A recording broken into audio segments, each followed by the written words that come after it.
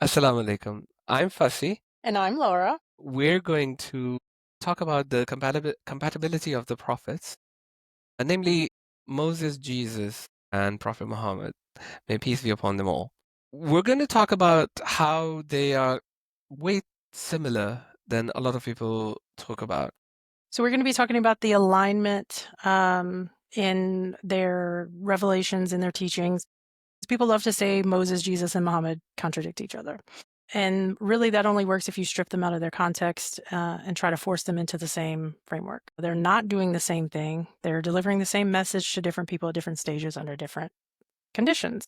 We also think that this conclusion that they draw is actually quite not just misleading, it's also wrong that they're contradicting each other. It's not so much contradiction. If we look at look at it from a theological lens, they're saying nearly the same things and perhaps doing things slightly differently. Depending on who we're talking to, we may have an ideal that if I'm expressing to you, I may frame it to you in one way, and if I'm talking to somebody that I'm not as familiar with or somebody who has a different belief structure, I'm going to frame it in a different way to them. So we were talking about this earlier, and Moses came to an audience which already has some structure. Yes. So there was a tradition in the Israelite tradition. They didn't have a formal divine like law set up, but they did have a structure of like familial God consciousness, so to Yeah, speak. in the sense of that these traditions were set. Correct. Yeah. Some things to look out for, like commonalities. So you can see commonalities in terms of concepts. You can see commonalities in terms of laws. We did cover commonalities in terms of laws when we did the Ten Commandments. We basically established in that Moses' commandments are not different to what Jesus is affirming the commandments are and the commandments we find in the Quran. So they're not very different. We're going to talk about certain concepts. So we're going to be talking about in Islam we call these the articles of faith, and we are going to show the alignment between the three. So we're going to start with the belief in one God, which the first two are going to be pretty easy. Moses in Deuteronomy 6:4, this is what they call the Shema. Hear, O Israel, the Lord our God, the Lord is one. And then Jesus in Mark 12:29 repeats it. He says the first commandment is this: the Lord our God, the Lord is one. And in the Quran, Prophet Muhammad in 112 and 1 say he is Allah, one. This is identical in substance and structure. We also have John 17:3, which is sometimes, if you pay attention to the Muslims, they will say, this is kind of like Jesus taking his Shahada. John 17:3, there's like, okay, we have to say this. Before I talk about John 17:3, so we treat Gospels as like unverified hadiths of Prophet Jesus. We can go into like discussion of that perhaps in a later episode, but when we see this specific phrasing being used that Father is the only true God, and Jesus whom he has sent, he's literally repeating the formula that we say, La ilaha illallah Muhammadur Rasulullah, that there's no God but Allah and Muhammad is his messenger. That's literally what Jesus repeats, because if you look at what the Greek says, the word is apostelas, for whom he has sent. Apostelas has specific meaning, which means sent with a message. So oneness of God, Jesus affirms it, and he says that somebody else is the only true God. There's also Quran 572. Which I feel like this one is super important. Those who say Allah is the Messiah, son of Mary, have certainly fallen into disbelief. The Messiah himself said, O children of Israel, worship Allah, my Lord and your Lord. Whoever associates others with Allah in worship will surely be forbidden paradise by Allah. Their home will be the fire, and the wrongdoers will have no helpers. So what he was doing was showing that everyone who claimed that Jesus was God, he was correcting that, and he's like, no, no, no. Even Jesus said somebody else was God. So I like that. Next one is about believing in things that are hidden, like specifically angels. So you don't quite see that in the first 5 books of Moses, as the term goes, or the Torah. There's specific command to believe in the angels because, again, as we said, This is sort of an established tradition where a formalized law is being given. So they already have this belief in angels. But we can still say that there are mentions of angels in the hidden, even from Jesus' own words. And there are, most specifically in Torah, there are instances where they're interacting with the angels. So it's not necessarily just a belief. There's actual like interactions that are happening. Yes. And even prior to Moses giving the law proper in the Genesis is considered to be a book of Moses. I think 28:12, it talks about Jacob's ladder, where he sees the angels descending and ascending. Abraham had visitors that were angels. Moses had interaction with angels. So it's not a foreign concept. They had actual like interactions. It wasn't something that was, I have to tell you about it so you believe it, right? Yeah. They were actually like These are references to events happening where angels are involved. And then Jesus, he spoke about angels multiple times. He in Matthew 26:53, he said, "Do you think I cannot call on my Father, and he'll at once put at my disposal more than 12 legions of angels?" So arguably, in references that he's making, he's talking again to people who have these references from the Torah, right? Because the people that Jesus was addressing were the house of Israel. Right. So this is something else. I mean, we're going to dive deeper into this in our upcoming episodes. But so there were certain understandings that when he's talking to them that they should have had. There were probably things that he didn't elaborate as much on because this was foundational information. Yes. In the Quran, we have 77, Surah Al-Baqarah, verse 177. So it says, "Righteous is not in turning your faces towards the east or the west.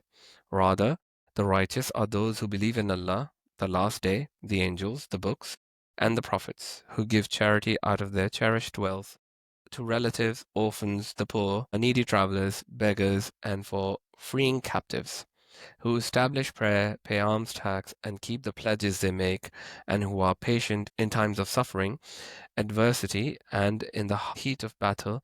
It is they who are true in faith, and it is they who are mindful of Allah." There's a lot of concepts covered in it, and this we will keep coming back to this verse because there's so much of the concepts packed into this verse. There's actually a few more verses which repeats the same things, but it's the first time you will encounter, if you read the Quran, it's the first time you will encounter this in this compact one verse form. So clearly, we have to believe in the angels. What's important to note here is the audience that it was given to. Right. Later episodes, we will dive into this. You guys stay tuned. Yeah, but shortly, it's because this is not being quite given to the Jews directly. So the next one we are going to talk about is believing in revelations. So one of the things that we have to understand is that revelation can come from God in different forms, and revelation can be a very small thing, or it can be an entire book. But you have to keep in mind that prophets do receive revelation in whatever capacity, because there have been, if you go into Judaism and start looking into it, what did you say, that they're lesser prophets and they're Greater prophets. greater prophets? So you guys should have been here to see us going over this because we actually disagreed slightly, but he brought In me the end, we agree. he brought me around to his way of thinking, I guess. We'll give him this one. But so for Moses, do you wanna tell your position on Moses believing in the prior revelations? So this is the point, that Moses is receiving some traditions which have been set by previous prophets, specifically Noah and Abraham. So we don't find any scripture from Noah and Abraham, and yet Abraham was converting people But we to do find monotheism. tradition.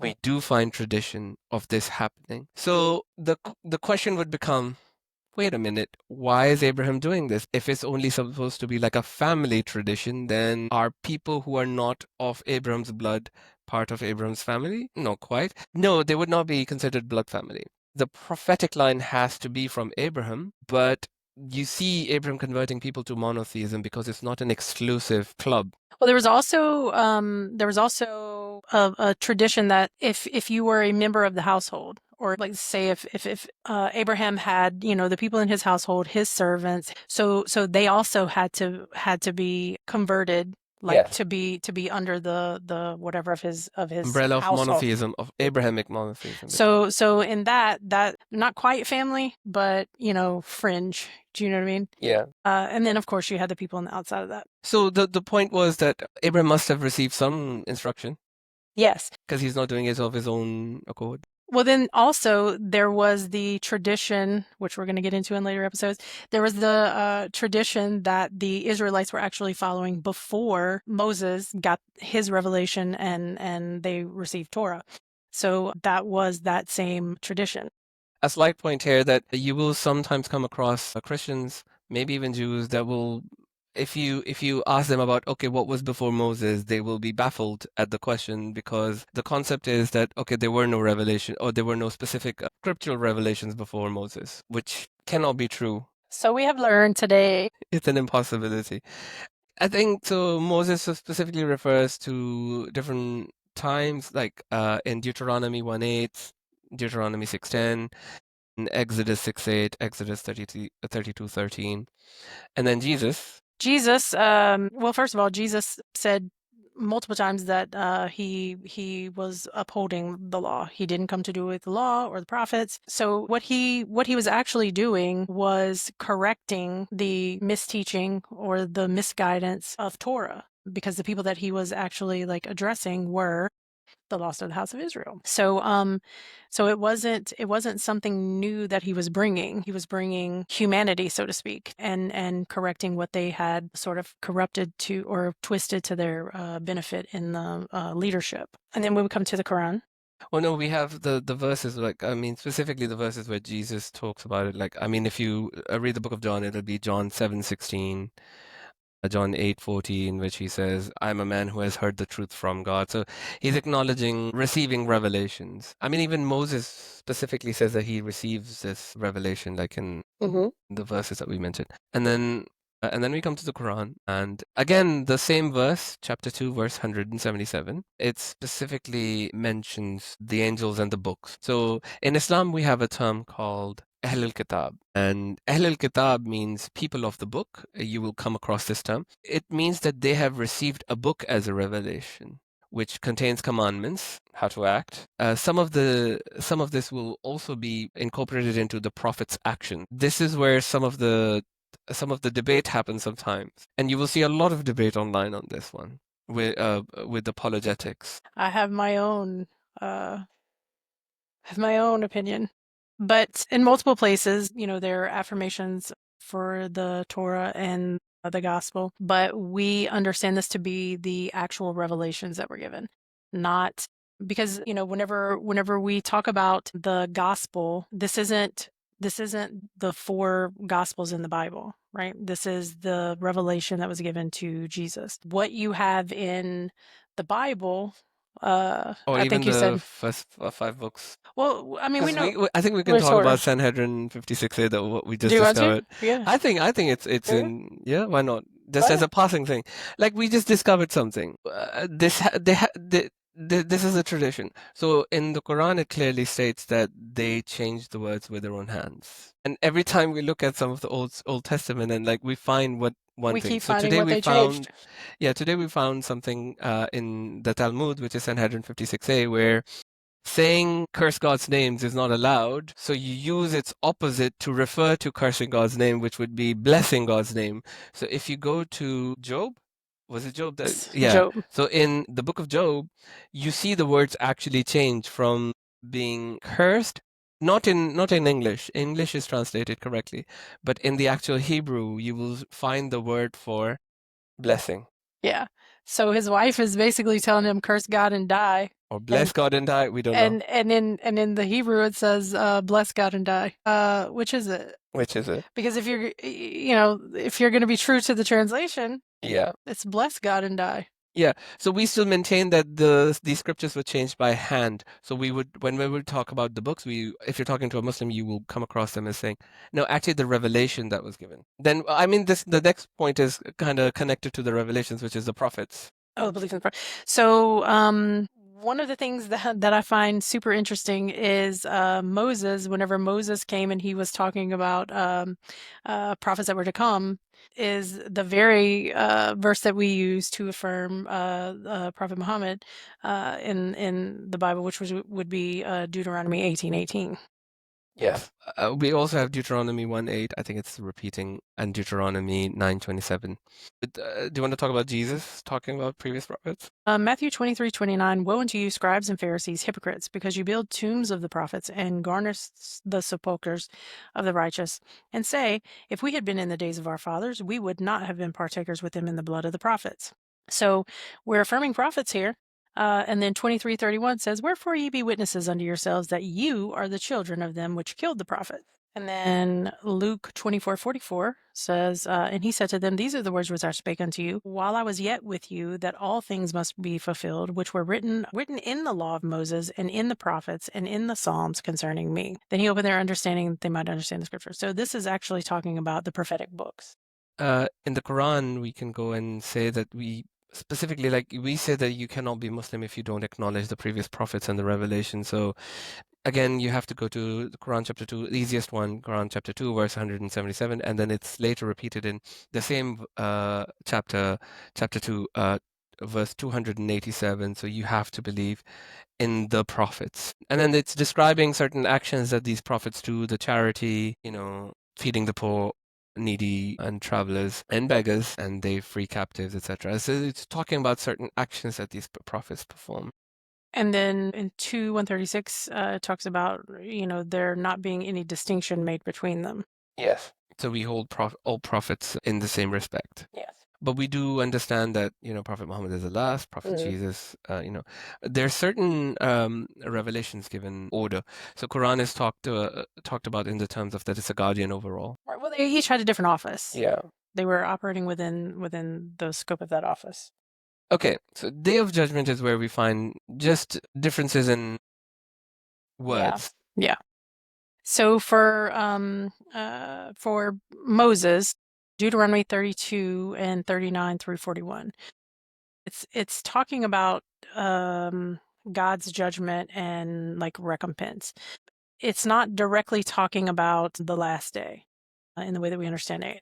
But once you get into the to the later prophets, they have their concepts there about the day of judgment. But specifically for Moses, he affirmed God's ability or authority for judgment and recompense. And then Jesus in the 24 25th chapter of Matthew, it details this eschatological events and the things that are happening leading up to the day of judgment and then the things after. So in the Quran, we would have to go back to chapter 2, verse 177, specifically talking about believe in the last day. Believing in the last day really entails that you are accepting that this is the day of judgment and you will be called to account. Basically, this is the day of accounting of what you did. So we say that you cannot just believe. Belief is one of the foundational aspects of being Muslim, but you also have to do This action. the actions. Like there's one action that's unforgivable if you die upon it, which is shirk or associating others with God. There are lesser sins, and then there are greater sins, and then there's the cardinal sins. So not all sins are equal in Islam, and some of them also have to do with the intention. But the thing is that intention, we cannot measure it, only God can. So there are two types of sins, which is I think we've covered this in previous episodes. There's two types of sins. There's one sin against man, which has its own punishment within your life that you're living here, and then there's sin against God, which how do you measure a sin against God? So God is the one that's going to punish you. Which interestingly, Jesus gives a framing for that as well, whenever he tells you that the whole law hangs on these two concepts. Yes. That you love the Lord your God with all your heart and all your mind, all your soul, and your neighbor as yourself. Because if you love God in this way, you're not going to transgress him. And if you love your neighbor in this way, you're not going to transgress them. The most famous verse, which Christians actually misinterpret a lot, that these are the only two commandments that we need. We don't need any others. Right. We've heard this so often, that it's at this point it's sort of like a running. Yeah. But what it's actually saying is that if you look at what the commandments are because you either like you just said Quranically you either transgress God or you transgress man. It's very simple, Yeah, yeah. And if you can observe these two laws, everything else would be simple. exactly. Okay, so there's another verse in the Quran, which is Quran 4:136. I'm going to go there. O believers, have faith in Allah, His Messenger, the book He has revealed to His Messenger, and the scriptures He revealed before. Indeed, whoever denies Allah, His angels, His books, His messengers, and the last day has clearly gone far astray. So again, the last judgment is being Prescribed. emphasized, Yeah, yeah. prescribed that there will be. So don't be in any delusion that there won't be any day of accounting, that you will face one. And I mean, there's also one other chapter that we should really be looking at, which is chapter 1, Surah Fatiha. And in it, the fourth verse is that that God is the master of the day of judgment, or the sovereign of the day of judgment, that He's the one who's going to judge us all, and which also confirms that there will be a day of judgment. Right, but when you look at this 4:136, it shows you that these prophets, these three specifically, are aligned. They're not astray, right? And they're not leading people astray, because they are giving people in their revelations, they are giving people these things. So I think it's you begin to see just it's like whenever you look at it with the proper lens, you see how aligned they are. Yeah. So, I mean, these are the 5 common themes or concepts that carry even from before Moses to Prophet Muhammad. But there's another concept which we have in Islam, which is called Qadr, which is a divine decree. And in simple terms, like it's a huge topic, but in simple terms, it's basically saying that whatever you have is given to you by God, but whatever you choose to do with it, you'll be judged on that specific choice. The choice could be good, the choice could be bad. If the choice is bad, then there might be a punishment. If it's good, then there will definitely be a reward. Whenever we look at Deuteronomy 10 and 14, see, behold, the heaven and the heaven of heavens is the Lord's thy God, and the earth also, and all that therein is. So everything belongs to God, and everything that happens with it is by his decree. We have Deuteronomy 30 from 15 till about 20. See, I have set before you today life and prosperity, as well as death and disaster, for I am commanding you today to love the Lord your God, to work in his ways, and to keep his commandments, statutes, and ordinances, so that you may live and increase, and the Lord your God may bless you in the land that you are entering to possess. But if your heart turns away and you do not listen, but are drawn away to bow down to other gods and worship them, I declare to you today that you will surely perish. You shall not prolong your days in the land that you are crossing the Jordan to possess. I call heaven and the earth as witnesses against you today, that I have set before you life and death, blessing and cursing. Therefore choose life, so that you and your descendants may live, and that you may love the Lord your God, obey him, and hold fast to him, for he is your life. He will prolong your life in the land that the Lord swore to give to your fathers, to Abraham, Isaac, and Jacob.